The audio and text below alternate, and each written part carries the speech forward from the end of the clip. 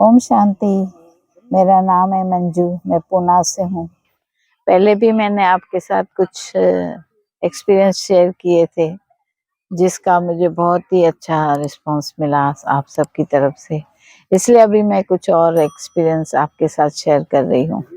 मैंने भी ये मेरे मन में बहुत इच्छा थी कि मैं एक प्लॉट लूं, क्योंकि एक जमीला बेन दीदी मेरे पास आए थे। हमारे गोवा में रिसोर्ट है, तो उन्होंने कहा कि आप जमीन लो और कुछ वहां पे कुछ करो, ताकि कि ये गोवा तो पूरा पानी में चला जाएगा, फिर आपके पास कुछ नहीं रहेगा।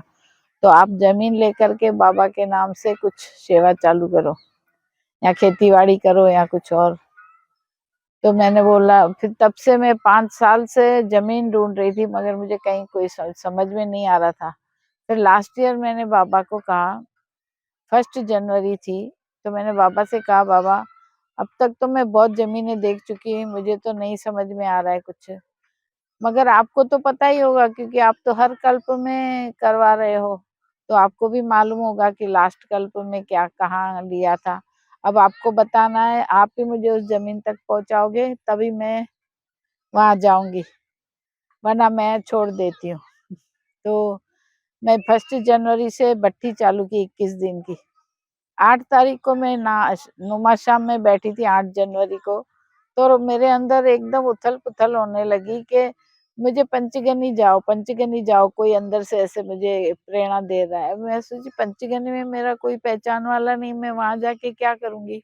तो मगर बहुत बहुत असल बिल्कुल आराम नहीं आ रहा था, बस अंदर से इतनी आवाज स्ट्रांग निकल रही थी। तो फिर मैंने मेरे युगल से कहा कि हम कल पंचगनी जाएंगे। बोले क्या है? मैं बोला मुझे भी नहीं मालूम, सिर्फ जाना है, जो होगा बाबा आगे कनेक्ट करेंगे। तो फिर हम सुबह निकले, मगर मेरी वहाँ कोई पहचान नहीं थी। तो मुझे बाद में वही रास्ते में याद आया कि एक माता जी है जो ब्रह्मा कुमारी से ज्वाइंट है, कनेक्टेड है, वहाँ पंचगनी में एक सेंटर है। तो मैंने बोला चलो कम से कम उससे तो थोड़ा जाके उन तक तो पहुंचे, वरना ब्लाइंडली समझ में नहीं आ रहा था। तो हमने एक से फोन लिया और उनसे उसका नंबर लिया, जबकि वो लेडी का मुझे नाम भी मालूम नहीं था उस वक्त तक। तो उन्होंने बताया, हाँ मैं देता हूँ। फिर उन्होंने नंबर दिया। फिर उसका नाम एकता था। मैंने उसको फोन किया, मैंने उसको बोला मैं पंचगनी आ रही हूँ, बाबा मुझे भेज रहे हैं, पर पता नहीं है मुझे क्यों भेज रहे हैं, पर मैं फिलहाल आपकी तरफ आ रही हूँ। तो बोले हाँ आओ आओ, मेरे पास आओ और खाना वाना खाओ, फिर मैं आपको सेंटर लेके जाऊंगी। तो हम गए उसके घर, और उसने सच में पहली बार मुझसे मिली थी, मगर ऐसे लग रहा था जैसे कोई गहरा नाता था। उसने खिलाया पिलाया, आराम कराया, और फिर शाम को 7 बजे अपने साथ सेंटर लेके गई। फिर मैं सुबह सॉरी सेंटर गए, तो उसने बोला मैं पूरी रात भट्ठी करती हूँ, रात को 9 से लेके सुबह 5 बजे तक मैं बाबा के साथ योग करती हूँ। तो मैंने बोला अरे मेरे को भी बहुत तमन्ना थी कि मैं भी पूरी रात योग करूँ। तो बोली हाँ ठीक है, आप भी करो मेरे साथ। तो हम दोनों ने सुबह 5 बजे तक योग किया। फिर घर पे आए, तो वो बोली अभी नाश्ता करके आप जा सकते हो। मैंने बोला मैं इसके लिए थोड़ी आई थी।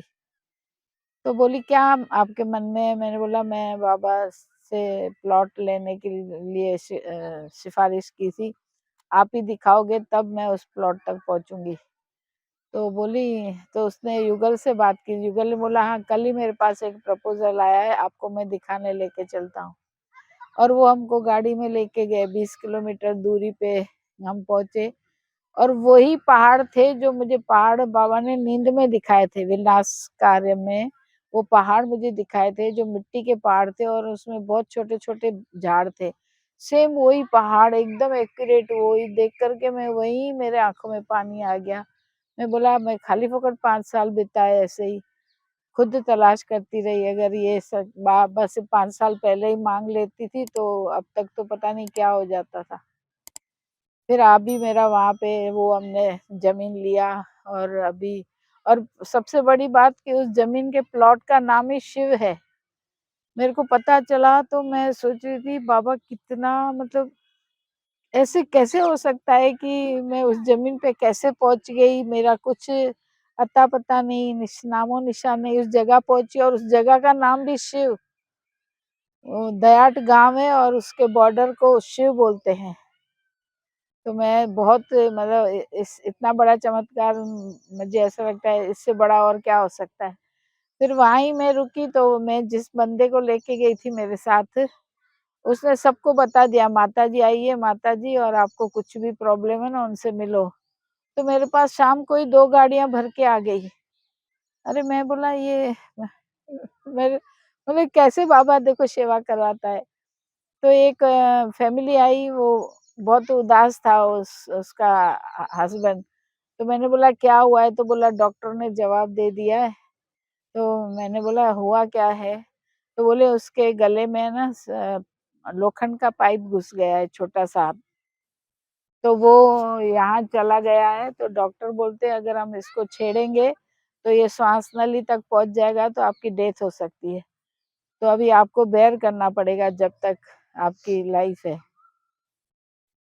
तो मेरे को बोला डॉक्टर ने अभी जवाब दिया है कभी भी आपकी डेथ हो सकती है।